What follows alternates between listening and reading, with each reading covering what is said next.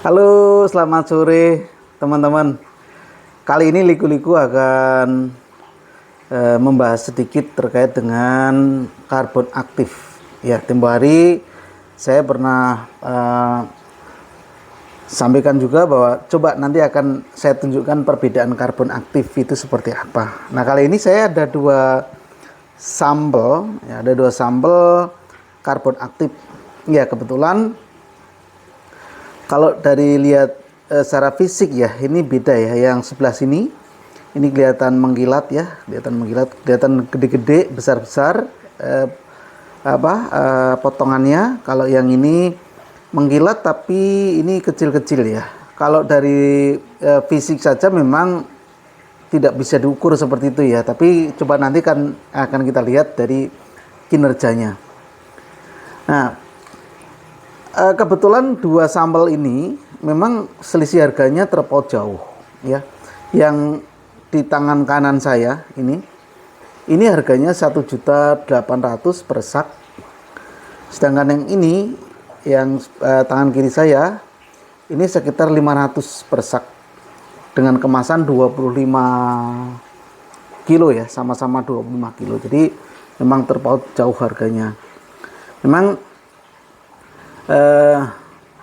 depot ya, kadang-kadang kita kan nggak tahu, apalagi teman-teman yang sedang membuat depot dan masih belum banyak pengalaman terkait dengan karbon misalnya, belum pernah tahu karbon ya, mungkin ya kita nggak tahu diisi dengan yang harga 500-an atau diisi dengan harga hampir 2 juta ya, kita nggak akan tahu ya, karena memang makanya itu kadang yang membedakan harga depot itu sebetulnya salah satu ya ini.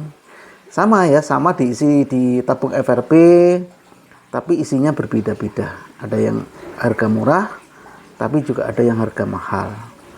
Nah, oke, ini terlepas apakah yang kita punya depot kita itu karbon aktifnya itu bagus atau tidak, harga mahal atau diisi yang murahan ya. Kita coba lihat perbandingannya. Nah, ciri-ciri yang paling mudah kita kenali ya untuk karbon aktif yang bagus itu seperti apa ya. Jadi secara prinsip karbon aktif itu kan media untuk menyerap logam ya di dalam air. Kalau kita pakai untuk atau kita gunakan untuk penjernihan air itu, sifat dari karbon aktif ini adalah menyerap logam ya, sehingga air kita akan lebih sedikit logam yang yang masih lolos, yang kita minum ya, artinya yang kita proses berikutnya itu lebih sedikit gitu ya. Terus karbon aktif ini juga berfungsi sebagai penjernih air. Jadi kalau kita punya air yang kurang bagus, kurang jernih ya, kita lewatkan di karbon aktif, itu nanti hasilnya akan semakin jernih. Teman-teman bisa buka YouTube, banyak yang mendemokan bagaimana tes penjernihan air dengan menggunakan media karbon ini. Ada yang air ditetesi dengan betadin, obat luka itu ya, itu kan warnanya jadi merah coklat itu, terus kemudian masukin karbon ya, sehingga secara pelan-pelan warna yang ada di dalam air, warna betadin itu akan terserap, sehingga airnya menjadi bening kembali atau jernih kembali. Itulah salah satu fungsi dari karbon aktif untuk penjernih air. Oke, saya akan coba bandingkan ya. Ini kedua bahan ini akan saya tuang air ya, air bersih, air biasa nih. Ini air RO ya, air RO. Saya coba tuang di sini. Ini untuk karbon yang nggak bagus ya. Saya coba tuang.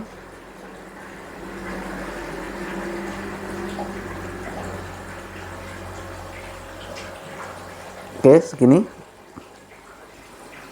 Ini juga saya tuang.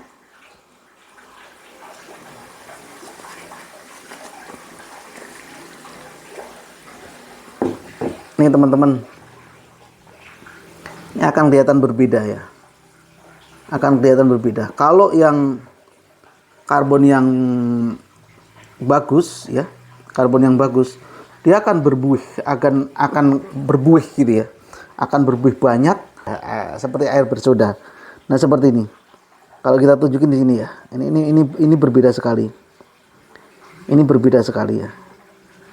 Nah, ini ciri-ciri bahwa air yang kita masukkan ke dalam karbon aktif itu bereaksi dengan karbonnya. Nah ini kebetulan kan saya menggunakan air RO. Nah, air RO itu air yang sudah minim logam ya. Coba saya akan demokan, saya masukkan ke dalam air yang logamnya masih banyak, air yang belum diproses ya. Kita coba ya.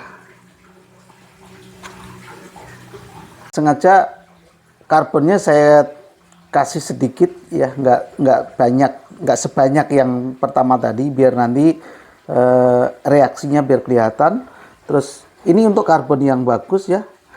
Kalau yang sebelah sini ini adalah karbon yang tidak bagus. Saya sudah sediakan air ini, air biasa, air yang dari keran ya, artinya air yang belum diolah, sehingga saya pastikan kandungan logamnya akan jauh lebih banyak dibanding dengan yang sudah diproses. Kita coba ya, kita tuang air ya. Ini untuk karbon yang murah seperti ini.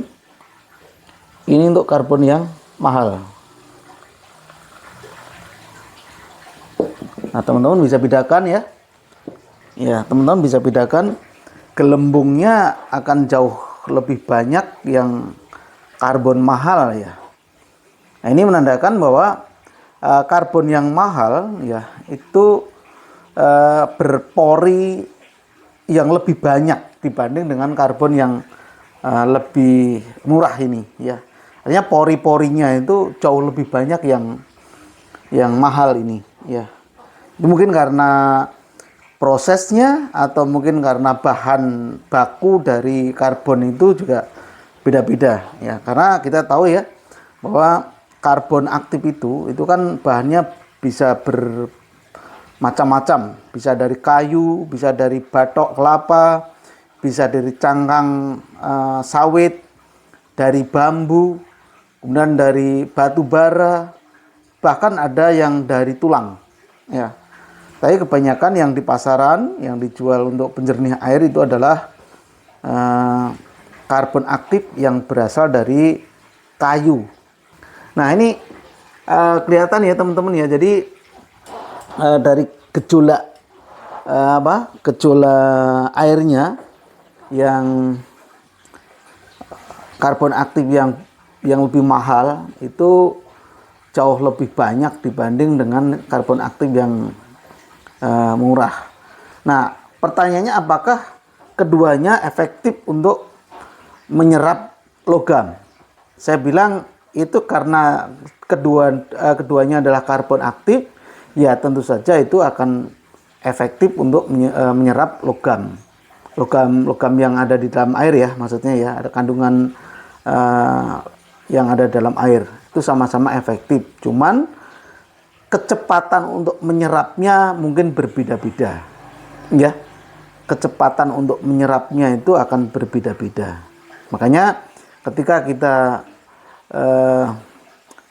menginginkan air minum kita yang kita produksi itu mempunyai kualitas yang bagus, ya tentu saja salah satu cara untuk biar kontak air dengan karbon itu lebih lama ya, sehingga efektivitas dari karbon itu sendiri bisa maksimal.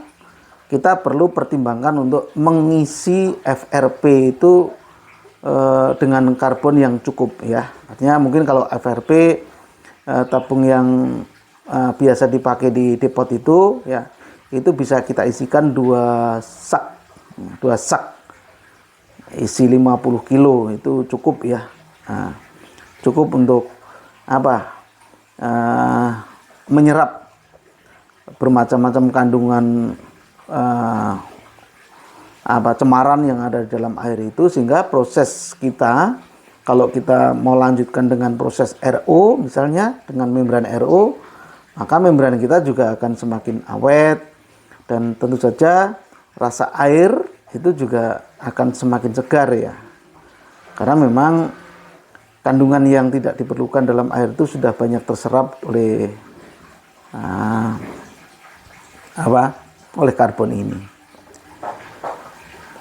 Oke ya teman-teman, ya mungkin itu saja yang bisa saya share untuk kali ini ya, terkait dengan perbedaan karbon aktif ya. Mudah-mudahan ini bisa menjadikan gambaran bagi teman-teman yang sedang atau akan membuat depot air minum, sehingga bisa mempertimbangkan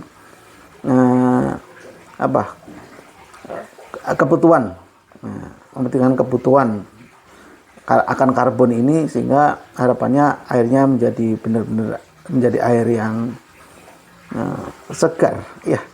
Oke ya, mungkin itu aja teman-teman ya. Jangan lupa like, comment, subscribe di channel Liku-Liku.